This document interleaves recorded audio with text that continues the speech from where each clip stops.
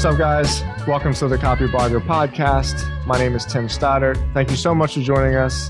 As always, we have my friend and my co-host, Ethan Brooks. Hi, Ethan. How are you? Doing good, man. How you doing? I'm excellent. I'm excited about today's episode. We have some really cool topics lined up for the next couple of weeks, and I've been feeling great about the previous topics as well. It seems like every week after we hit publish, me and you are getting DMs, sometimes in the same chat, sometimes separately, with people saying that they really love the recent episodes. So if you have been giving us good vibes, we hear you, we see you. We really appreciate it. Thank you so much. And one quick announcement before we jump right into the show. We have a website now. So when you hear us talk about the show notes, you can find all of those show notes. You can find links to everything that we might mention or reference in the episodes. It's very simple. copybloggerpod.com. And if you would like, sign up for the email list. We'll send you some goodies, and we got some cool stuff lined up there as well. But that's it. Let's jump right into it. Ethan, you said you had a way to tee this one off. Yeah, well, okay. So we are, for the second week now, covering something that you have created recently. This is the article on Stodzy.com this week, and it's all about how you've automated all the processes inside your agency. And you sent this to me this morning. I thought it was awesome. I'd love to go through it and just kind of pepper you with some questions at each step. And in order to start that, let me just tee this up at a high level to make sure that I understand all the crucial pieces of this equation. And then we can dig into each segment as we go. Cool. So at a super high level, I guess there's two things that I wanted to call out. The first is a single quote from the intro. And then the second is the high level structure for how you made this piece. This sentence really jumped out at me. So I'm curious as to what it is. It's right up here at the top, man. Your success in business is determined by the boring, tedious, detail-oriented processes that make your business run efficiently. We'll come back to that in a second, but such a great line. In fact, I wanted to say, overall, and people should go check out this article. Obviously, we're going to talk about it here. We'll link to it in the show notes. But I just wanted to say before we get into it, this was a very well written piece. I mean, you cover a lot of ground in this in a way that's really clear. And I know just from experience how hard that is. So good job on this. Let me make sure I fully understand the scope of it. I would say there's basically 3, maybe 4 segments. I think 3 segments to this piece. And they're sort of the 3 different systems that are crucial for the success of your business. The first is the sales and marketing funnel. So you basically created this sales and marketing funnel that is running on autopilot, and we'll dig into the individual pieces of that. But it basically has allowed you to continue bringing in more and more of the right types of qualified clients. And I think that was a really interesting section.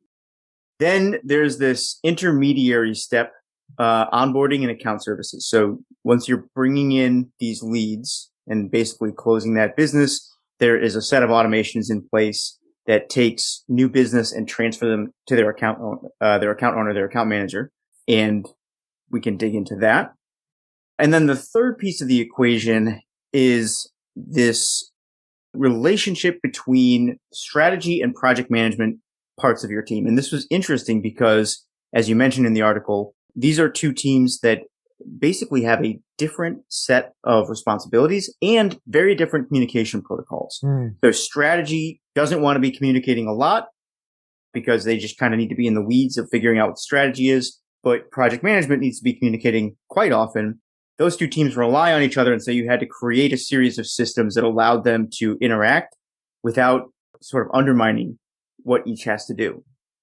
So I think that's the high level, right? That's pulling the business in, getting them online, getting them set up with their account manager, and then making sure that the strategy can be carried out, planned and carried out at speed without any major roadblocks.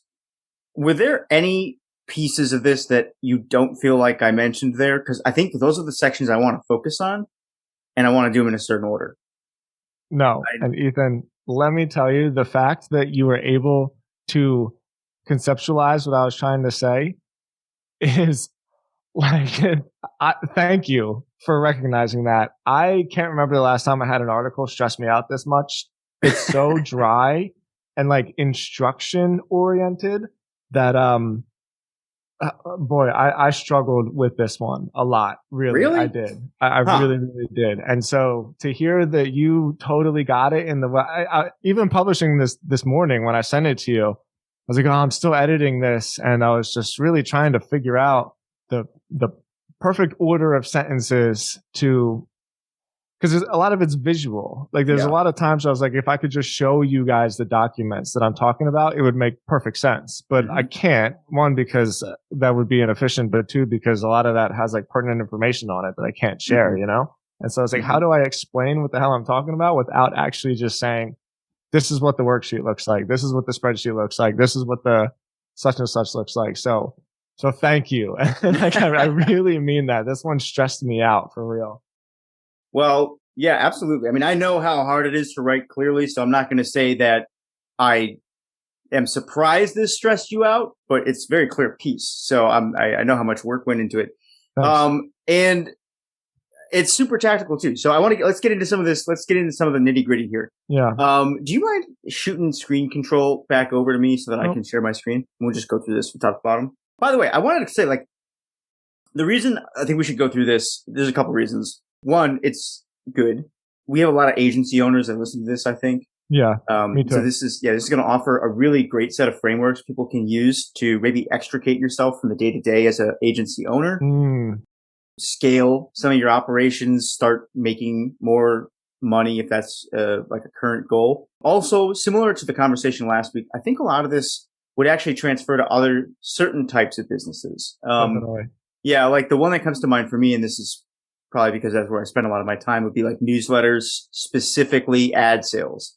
Or if you're doing like extremely high ticket courses, I think there'd be some crossover too. But the process of doing agency work is very, very similar, at least in terms of the customer interaction, as the process of doing the ad work. Like this isn't really just limited to agency owners. I think there's a lot of different businesses that can learn from something like this. So let's dive in. I'm going to start at the top up here. And I want to start by going through your automated process for generating leads. And let me just see real quick how far this goes. Okay, let's call this a 5-step process that starts. I think a lot of people will be very familiar with this, but I want to dive into each of these sections and ask one or two different questions. So the 5 steps are this: get traffic, drive them to an email sign up, use your email drips to create trust through the content that you send them, sort of drive those email readers to a live call, and then use that call to close the sale. That's high level. And then in this piece, you broke down specifically how you do each of these. So let's start with number 2. So step 1, as I said, was drive traffic. You guys do that through content marketing. That's what Copy Blogger is all about. So if everybody has questions for that, literally just go read anything on Copy Blogger. But this was interesting. So you said we generate, in the email step, you say we generate most of our email leads or email address captures by giving away long form PDFs and guides that users can read on their own time. So talk to me a little bit about this, because what I'd love to do is dig in and kind of understand 2 things. How do you decide which guides you want to launch as a company? Like how do you is that process similar to the blogs that you write, or how do you decide on topics for that? And what are some of the topics that have worked really well for you guys so far? Like what is the most effective PDF that you see the most downloads on? Well, we decide which guides to write because we only put guides together for cornerstone pages. We've talked about cornerstone pages on this podcast a couple of times, but any service business specifically, something that has really direct intent behind what it is that you're selling. And this will work for any media company. It's not necessarily has to be an agency. There's a ton of crossover with newsletters because there's still an interaction between like you and a client. You know, it's just like who the client is changes. And so your mental framework changes a little bit, but the system stays exactly the same. Same thing for your website. Same thing for like boring service businesses. If you're doing like house cleaning or car detailing, like any service really. Yeah, absolutely. So A cornerstone page is any website will have about 10 to 20 pages that the rest of the website kind of links around. So in the case of Stodzy.com, well, StodzyInternetMarketing.com is my agency. This blog, my personal blog, is on TimStodds.com. I know I use my childhood nickname too much in my shit, but I hope you can get it.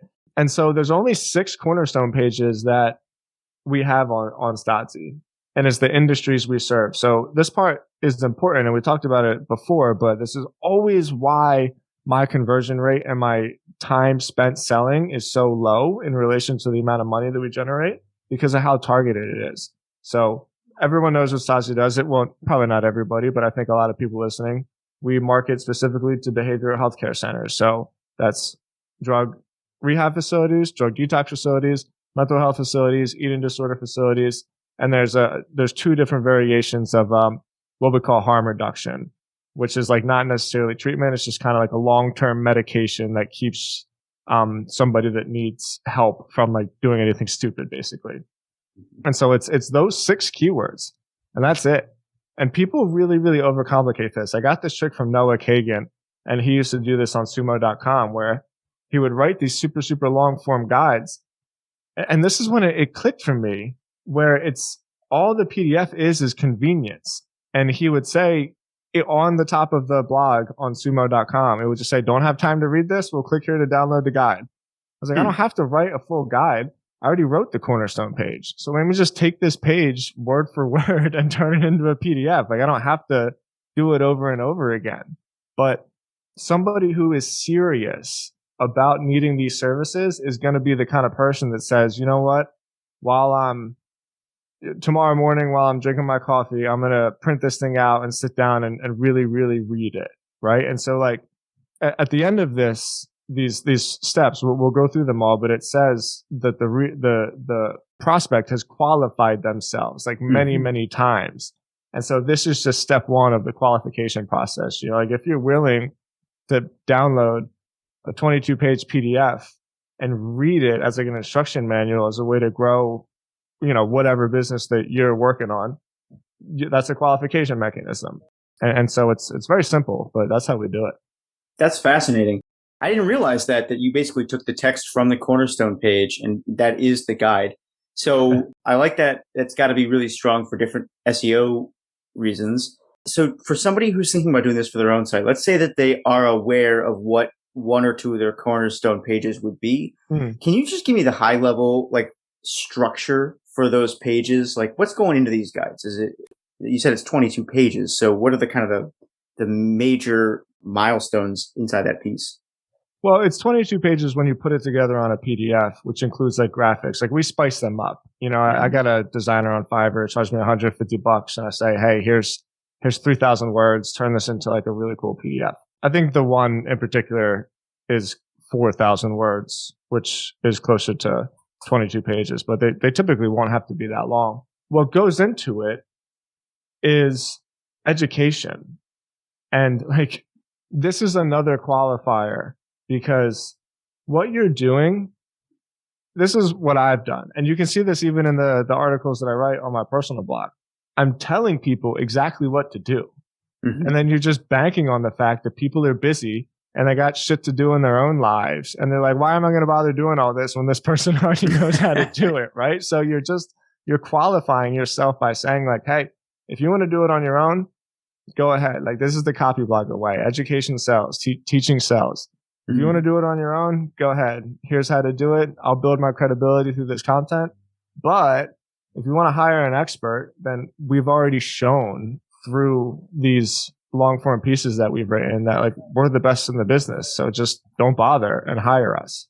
That's awesome. Okay. So that's what a cornerstone page does, by the way. That's why it's so long form. It's like, this is everything you need to know to facilitate such and such service. That's the key word. And so when you're linking to a cornerstone page from other sections of the site, the idea is you have this one like long piece all about, say, I don't know, SEO for healthcare companies. That's like a cornerstone page, or SEO for harm reduction, that one of the types of harm reduction companies, and other articles link off to that. They link back to it. Exactly. Okay. Interesting.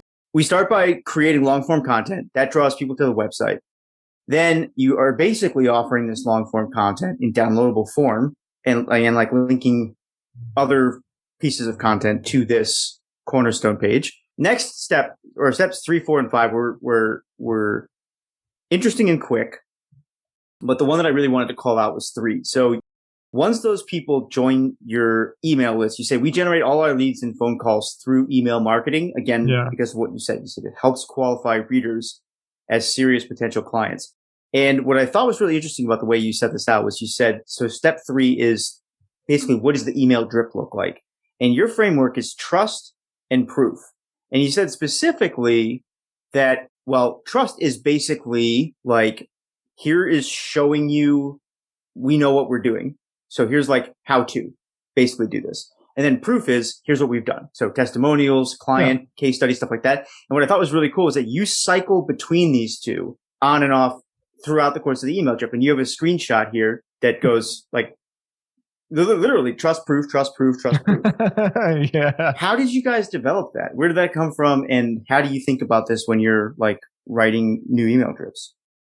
I don't know. One of the ways that I remember thinking about trust for the first time was listening to a podcast. This was years ago when I lived in Boca, with the 6 principles of persuasion. And one of them is social proof. And I remember seeing in websites so much there where everybody put their Facebook likes on their website. I remember you used to have like little buttons that showed like this page has like 80,000 Facebook likes or something. Yeah. Man, back in, it turned out to be, that was so long. Yeah, that was so long ago. Right. But I remember toying with that in my mind, and it came to me that trust is just your reputation. Mm-hmm. That's all it is. Trust is your reputation. Like, what would people say about you if you weren't there? And that's like your reputation. And then proof is, so I discovered proof because it got so easy to close deals when people were calling me through the website and I'm doing exactly the thing that people were going to hire me to do. And so I had this line, SEOs have a bad rep. Let's like just be honest about that, right? And so there's plenty of SEOs that have just like made false promises and overhyped themselves and didn't really do anything. And so I would get this rebuttal a lot. Well, how do I know that this is going to work? And so I'd say, well, how did you find me? And like, that's all I thought you were going to, I thought you were going to say the Tommy Boy line, like, well, I could give you a real good look at a T-bone steak. No. Oh my goodness. Wouldn't you rather take his word for it? No, I wouldn't say that. Though. How'd you find me? Okay. So I'm doing it. I'm drinking my own, or I'm implementing my own strategies here, and that's how you found me. So that's how you know it's going to work. Exactly. And so that was proof. Where once I started doing that, I was like, look, you don't have to listen to me. Just look at what I've done. Like, you found me through Google. Obviously, I know how to do that. I don't know if I ever had like a white light moment about this, but I think another one actually was Ramit Sethi recommended a book. It was like one of his mentors or something. And in the book, I can't remember what it's called. It's in my bookshelf over there. I can find it in the show notes. There was a chapter all about risk and the idea that the person who is buying is taking all of the risk. And so like, however you can get rid of as much risk as possible, you'll open up your conversions. And so that's why like everything I do is a 30-day money back guarantee. You know, it's just like no risk. There's no risk. There's no risk. And so I remember hearing that as well and thinking about selling a service in the same way that you would sell a digital product through like these automations where like, what can I do to take as much risk out of it as possible? So I don't know. Like I said, I never had like an aha moment from it. It just sort of came together over the culmination of like experimenting with a bunch of these things. Cause how could you not call? Like seriously, when I read this automation, sometimes I'm just like, who wouldn't set an appointment with me? Like, this is why it'll work. This is what we've already done. This is how many phone calls we generated. This is what people are saying about us. Yeah. It's pretty straightforward. Yeah. What I liked about this breakdown specifically was that I think this trust proof combo would work pretty much anywhere too. So email marketing is a great example, but like if you're building a social media strategy, I think there's something that could be done with this there. So like, we talk a lot about Twitter threads in this show. Twitter threads are great for building trust, showing that you know what you're talking about. I don't know that I've ever seen, I guess I do see people from time to time use them to show proof. And actually, I don't think a lot of people are really good at that, but it would be a great way to stand out, like to take those case studies that people are currently putting on their websites or in their email and use the same framework there. I like how reductive this is. It's very simple. You can remember this. It reminds me of Sahil's strategy too. What he does for Twitter is he uses, I don't want to put words in his mouth, but basically there's like two different types of stories that he'll share. One is like authority or trust, I guess is what you would classify it as here, where he'll teach you something about finance. This was back in the early days when he was pretty much exclusively focused on finance. And those are great, but I think a lot of people will tune out if they're just constantly being taught. And so the second side of the coin was always stories. And it would be like incredible stories from the history of finance, like crazy scams that had been pulled off or market changes, stuff like that. So that ability to take something like present, then flip the coin, present the other side, present, flip. I think there's a lot of power to that. And I like how simple this was. So that's trust and proof. You're sending these emails. And then at the bottom of every single email, there's a link where people can go through to your Calendly page. Total power move, linking off to a Calendly page. Well, I want to talk about this thing for a second, though. I really do. Wait, the whole Calendly power trip thing or this? Wait. No, this strategy. Like, if you're just starting out, don't do this. If you're just starting out, put the phone number at the top of your website and talk to as many freaking people as you can.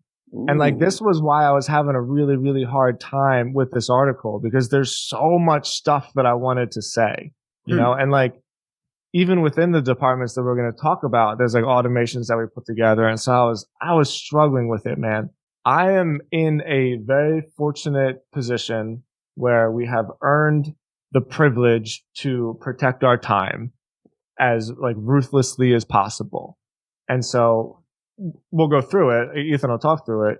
Like, this is another qualifying measure so that I only talk to people who are serious about, spending real money with us. But if you're just starting off, put phone numbers all over your website and like point red arrows to them and be like, I'll talk to you about your dog. I'll help you order a pizza. Like, I don't care. Talk to as many people as you can. I just wanted to make sure I put that out there. That's a great tip. Yeah, I hadn't thought about that. That's a good tip. It reminds me too of the breakdown on different landing pages that we did that one time, where the guy's got there's one copywriter who's got this page with a slider that talks about, he's like, do you want the hard sell or the soft sell? And he was so good. What was that guy's name? Well, that's the crazy part. For the life of me, I can't remember it, but I remember his website, and I could find his website if I wanted to. But yeah, you go all the way up to the hard sell, and it's flashing phone number and explosions and stuff like that. Do that, I guess, if you're just starting out. But at this point, with the Calendly sign up, you do include a lot of information that people ask for, and people can check out the website if they want some of the details on this. But it's not just like name, email, pick a date. It's also like, what's your monthly marketing budget? What services are you looking for? And again, this ties into the effort to qualify people. So at this point in their relationship with you, they found you online. They've taken the time to download one of the PDFs. They've started receiving emails and clicked through on the email to the Calendly link. Then they filled out the Calendly. So these are pretty well qualified leads at this point. And then that's when they get a chance to meet with you, talk through whatever they're doing, and potentially move forward as a client or not. Okay, so that's the first section. That's your inbound. That's how you're getting your leads. That's sales and marketing. Sales and marketing. And we could do a whole episode on every single one of those steps. We could do a whole episode just on how you handle that phone call. So people, let us know if you want to hear those. But for now, we're going to keep trucking through this because the next step is just as crucial. Account onboarding. Definitely. Yeah. And this is the handoff. And what I really liked about this, so just to give people the high level overview, your business is set up in such a way that once you make the sale, you basically are filling out kind of like a project brief, like a form. And as soon as you fill that out, you could tell me if you were exaggerating here or not. But it sounds like once you hit submit on that, you're done. You don't actually focus on a project again unless it goes into like, DEFCON 1 and there's a big problem, right? Yeah. That's cool. I don't know a lot of founders who can just make a sale and then walk away from a project. Maybe not, but you do know. So this is why I think agencies are so cool and so underappreciated, because it's only the fact that you're dealing with clients that millennials don't like them, right? Because like millennials and Gen Zs, we're too cool to do service business. Like we're all about SaaS and scale and leverage. Mm. But it doesn't matter what kind of business you're dealing with. Even if you're dealing a SaaS business, there is always going to be some kind of handoff between like awareness to relationship. Mm-hmm. And it's always this handoff where problems happen.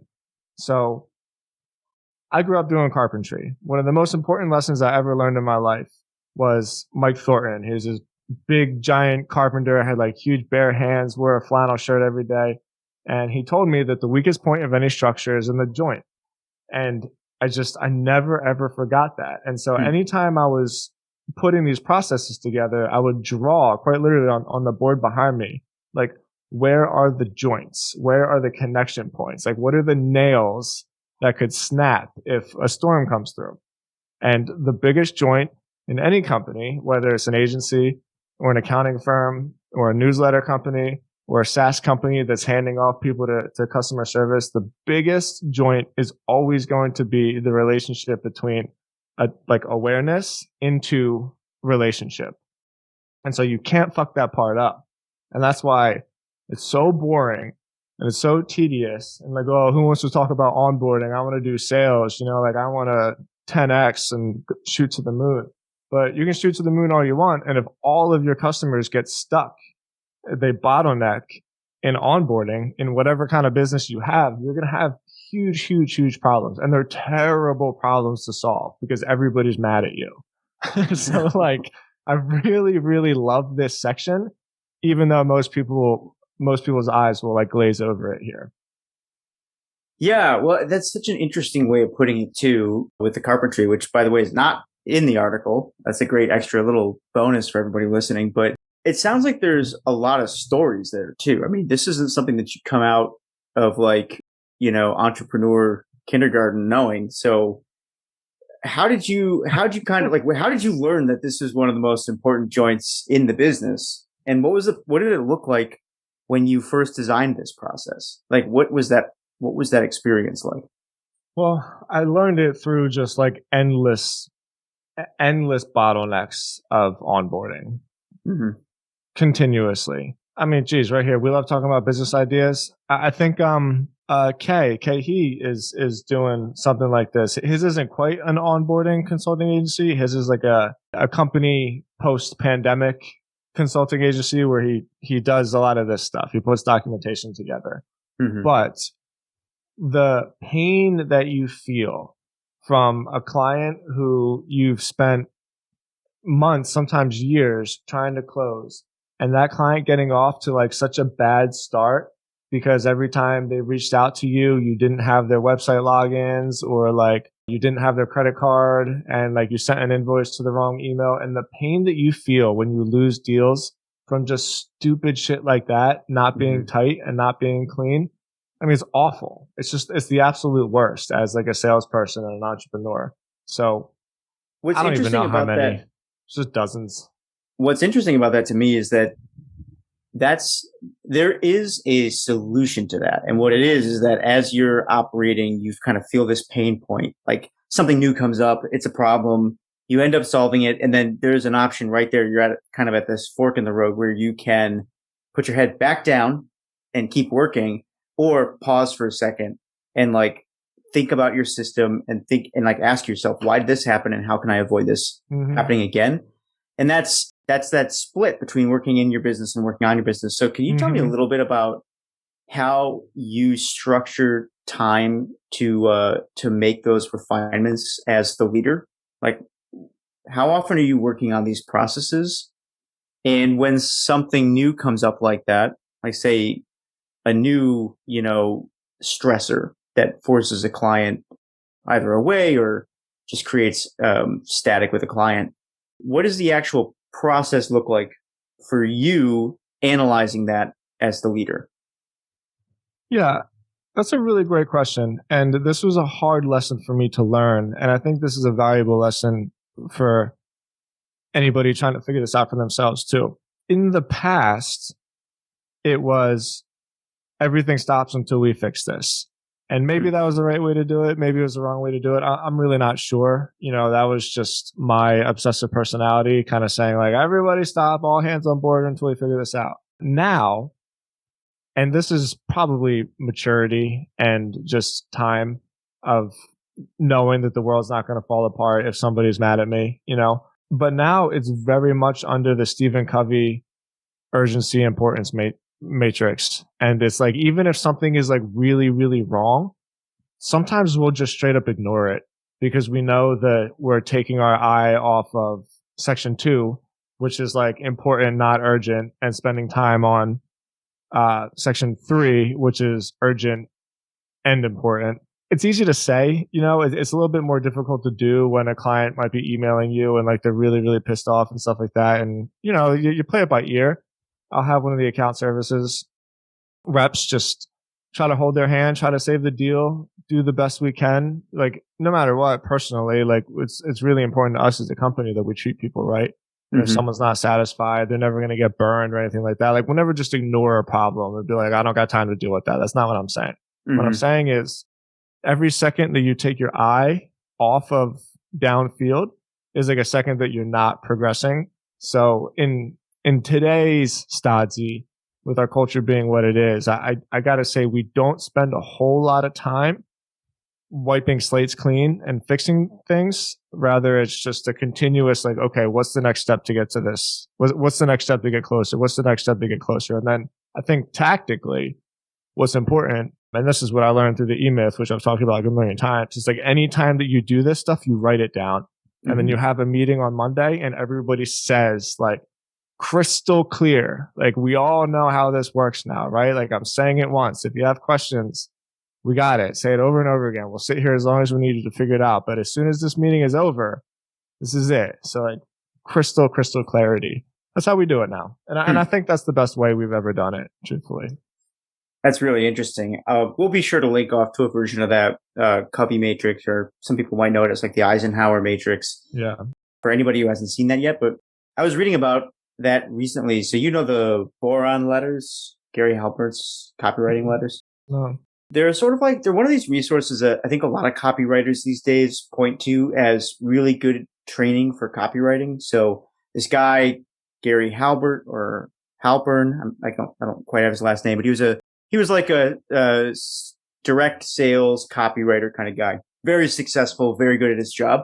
And at one point, I guess he got thrown in jail for like creating an ad that he didn't deliver on or something related to that. And Awesome. so, yeah, it was kind of like a white collar type crime. And yeah, it's, there seems to be some contention over whether or not he was actually a criminal, but the way he dealt with it, he's like, yeah, well, in my life, I've gotten away with some things that I probably should have gone to jail for. So he just kind of saw it as like cosmic karma and just shut up and went to jail and dealt with it. But while he was there, he wrote his son a series of letters, and the letters are all teaching him how to sell things by mail. They're called the Boron Letters because that's the name of the prison he was in. Wow. And they're really interesting. A lot of copywriters will recommend that if you want to learn to write copy, you print them out and you write them by hand. And the reason for that is that the way they're structured like old sell by mail letters. So even like the length publishing. Yeah, but even the length, like when you turn the page, is important. It's like thoughtful and it's designed in a certain way like that. So as I've been reading through them, and his son ended up compiling them all online, which again we'll link out to. But he writes several pages of commentary on them, and I don't know if his son took up the family business or not, but he wrote a bunch of additional stuff, and the commentary is really interesting. So he's got this whole thing about the Eisenhower matrix and how Gary actually got it from Stephen Covey, and by focusing on those things that are important but not urgent, every minute you spend there is time that you like basically prevent yourself from having to focus on something that is important and urgent, right? Because you're basically doing the important things before they become urgent, which exactly.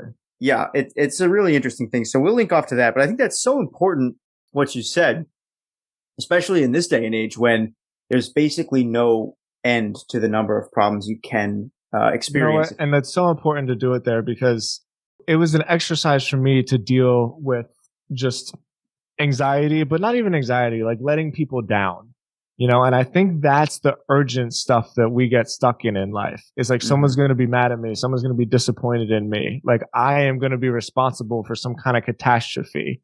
And, the more you stay in important, but not urgent, like it takes time, but those things kind of just go away until eventually you'll wake up, which is I'm grateful to be at like this place in my life where it's not to say I don't have problems, but I can't think of the last time.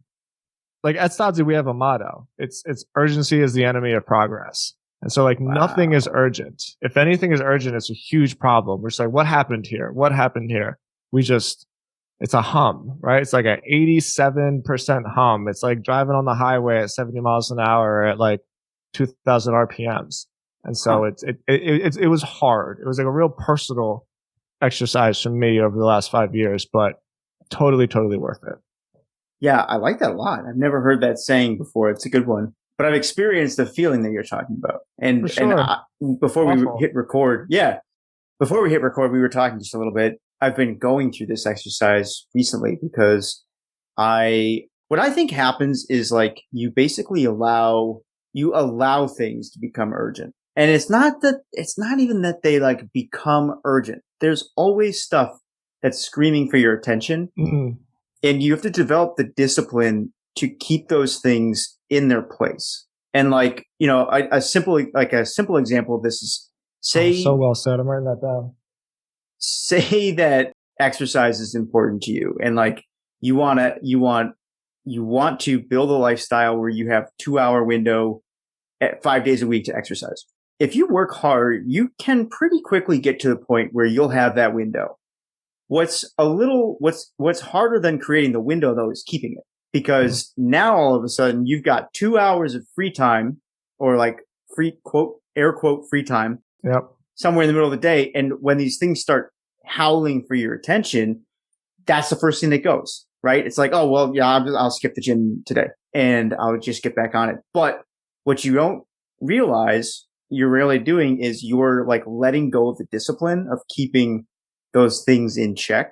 And what I've found, what typically gets me back on course is I actually have to start with the solution state before I can get the work into the shape that it's supposed to be in. So I have to start by forcing myself. You just act as if. Yes. And it's always difficult in that moment because you're like, I really don't have the time to step away from this now. But I've just found over the years, the time never comes if you don't start with stepping away. And what ends up happening is very quickly, because you're forcing yourself into like shorter and shorter time windows of handling work.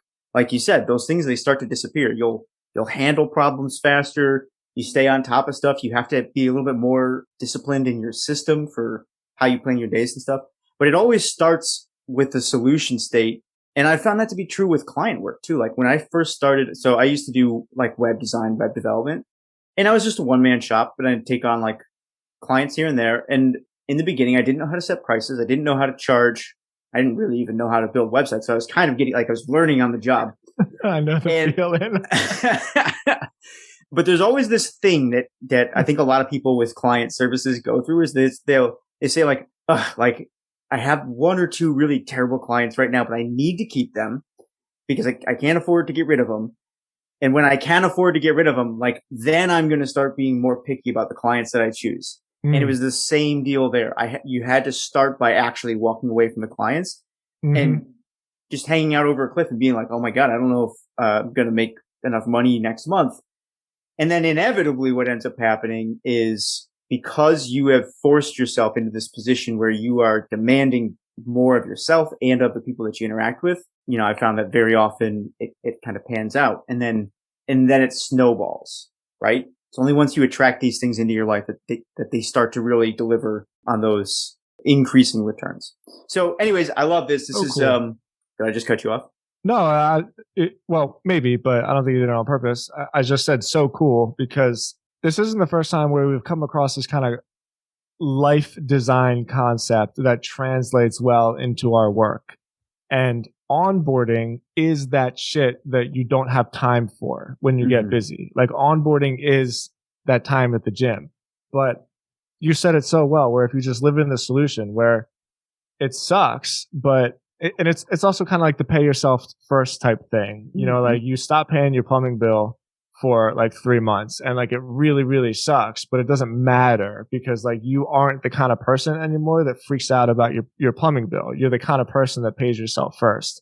And so like be the kind of agency that does the onboarding no matter what's happening. And then eventually those things just won't be there anymore. Like be the kind of person that goes to the gym no matter what's happening, because eventually those problems aren't going to be there anymore, So this is why the onboarding thing, I get so excited about it because I think it's a little bit more than just like an onboarding doc. It quite literally is just that. It's like the self-nurturing part of the business. It's the thing you do to take care of yourself. It's the thing you do to keep from getting old and broken is continuously onboard in the right way. So yeah, I know it's like a little bit meta, but it's really important. And I think it's a good way to live your life. Huh. Yeah, that is pretty, that's a cool way of thinking about it. I'm going to have to chew on that a little more. But I guess to keep rolling through this for people. So that's stage two. Stage 2. Of 3. So we're coming up on the end here. The third stage was interesting because what you basically laid out is you say, okay, you brought the traffic in, you converted them into clients. You've even gotten them started with their relationship with their account manager, which is super important. That's your weak joint. That's what's like you have to focus on in order to make sure that the business runs well. And then there's sort of there's these two teams that work behind the scenes, and there's like a natural friction between them because they have different goals, very different needs in terms of like how they communicate day to day, and they rely on each other. Yeah, and so what you did was you designed this system that basically allows these two groups to work together. And I'm just going to summarize it very briefly. The two groups are strategy and project management. As I said at the top of the episode, problem with strategy is that strategy team does all the research and they're deciding what the client actually needs in terms of like marketing. Project management is sort of in charge of executing on that. So people listening can see the interrelationships between those two teams. That's crucial. But strategy needs to be heads down doing research, whereas project management, much more communication oriented. So what did you do? There's basically a document. There's a document that both these teams have access to. It's the client sheet, and the strategy team fills everything in the client sheet, including a next actions list or a list of to-dos. And then those to-dos are basically, that's where project management gets their to-do list from. Mm-hmm. And they take those, schedule, and execute. And then each of those teams basically has Slack channels, but the Slack channels have different rules. So on the strategy also side. Another part that I wanted to write about, but I couldn't because I quick side note, I truly, truly believe that Slack, it can be like a business killer. And we have like rules about Slack, and it's not to micromanage. It's about freedom. It's like, you guys all have the freedom to live your lives in the way you want to. So if we all act with a certain etiquette, then we won't be like interrupting everybody's mental and emotional and like freedom of time.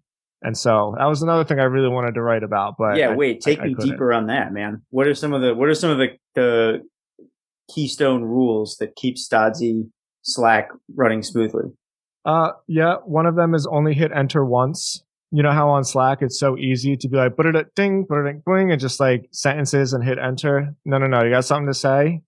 Think about it, say it perfectly, or write it, I should say, and then hit enter one time. Another rule is that the channels are for departments and we don't have a random channel because random channels are just awful. We do have a general channel, but that's more so for company announcements, like an HR type thing.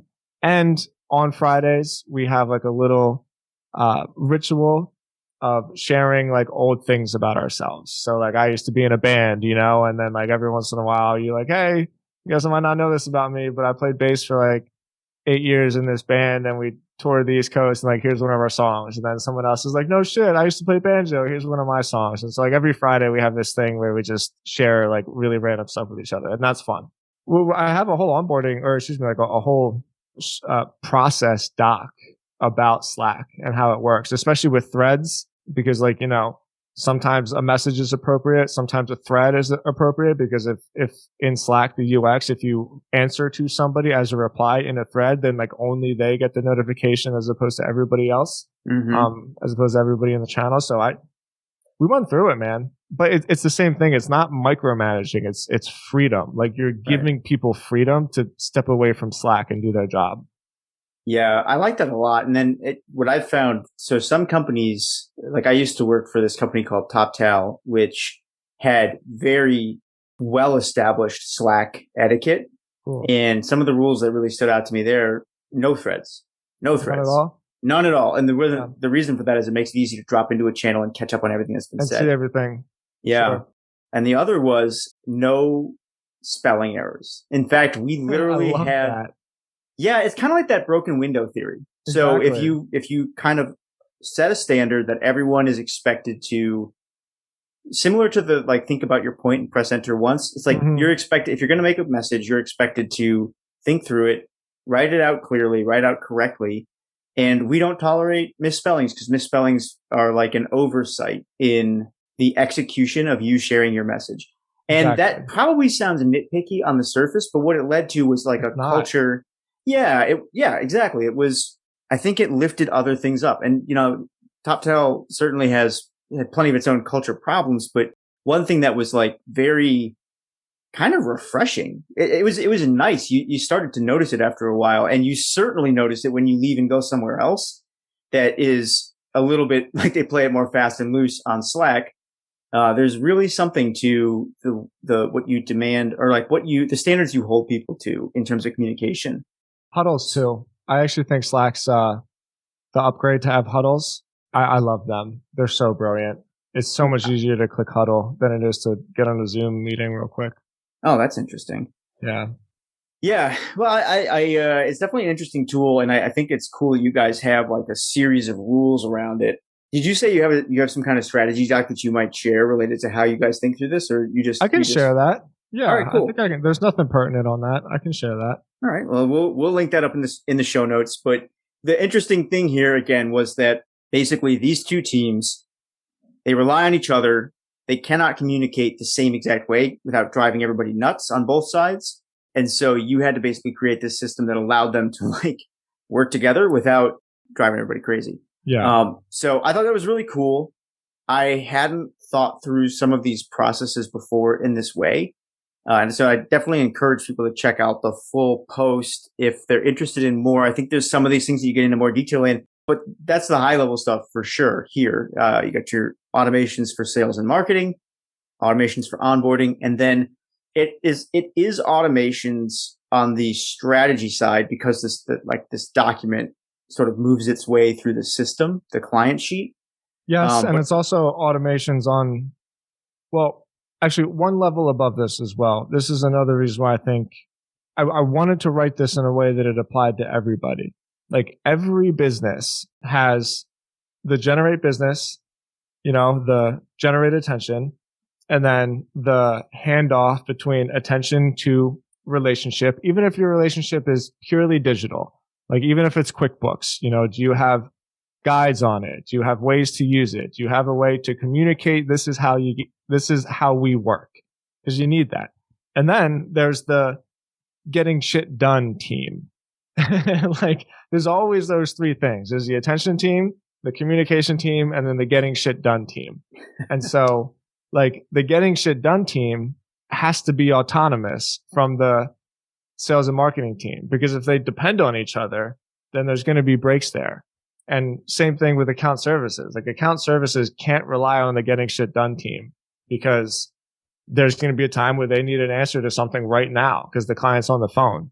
And, what a nightmare that would be. It'd be humiliating for them to be on the phone with a client. Be like, you know what? I can't get the answer to your question right now because this person isn't available. Like, no. So like these processes work well for us. But the point of writing this is to generate awareness that your business is going to have these same things. It's not going to look exactly the same way, but it's going to have these same things.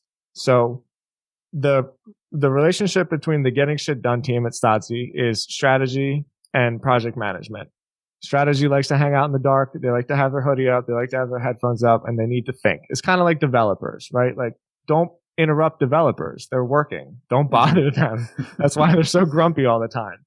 And then that work needs to somehow get communicated to the project management team in a way that quite literally makes it so they never have to talk to each other. Like, they would never have to see each other if we weren't friends. Like, we could theoretically never have to talk to each other. And then one of the things that I'm like really, really proud of, truly, as like an operator, is figuring out this system on Todoist, because I think Todoist is such a sleeper software. Monday.com and Asana and all the CRMs, they get everything. Todoist is so much better than all of them because it is just so freaking simple. And what makes it great is that you can have main tasks and subtasks. And so if the project manager, her name's Rachel, if she assigns a main task, that's just the whole task. But then you can assign subtasks that make it so that the workflow, the job, whatever it is, can be checked off step by step, which creates accountability for the person who does it. So let's say we post an article, Rachel creates the main task. Well, then the subtask is, hey, writer, write this article. They check off their subtask is complete and notifies the editor. Then the subtask is, editor, edit this article. They check it off as complete and notifies the optimization team. Optimization SEOs it perfectly, complete. And then it pings the main task to Rachel so she can look over everything, and then she's got the official sign off. So like, the reason why this is so important is because it's efficiency and it's accountability. You do what you got to do in the fastest way possible, in the best way possible, using the least amount of resources possible. And accountability is like, who fucked up? Because if you don't have that, then you don't actually have a team. You kind of just have like people that are all looking out for themselves. And yeah, so like, man, this article was like an emotional process for me. Like, I've been thinking about these things for years and realizing that like I might have actually put something together that has all these little puzzle pieces that I've been trying to figure out for the last like 5 to 6 years. It was really cool. I feel good about it. This is like a $10,000 plus course. I don't know why I know why you published it for free, but one of my last questions was going to be, when are you right? I'm serious. I mean, you know how many agency owners are out there that would be interested in kind of figuring out how to systematize their company in this way? When's that coming? Well, I made it. Nobody buys it, but oh, that's agency clarity. Yeah, exactly. That's this is what's in agency clarity? Way more. On agency clarity, I get into zaps, I get into triggers and automation so that people get notified about things being done without ever having to talk to each other. Like, it's fun, man. Nobody on my team needs to talk to each other, and they're all over the world. And I just think that is like so rad. I don't know why. I just got obsessed with like this cool little machine that can work on its own. That's awesome.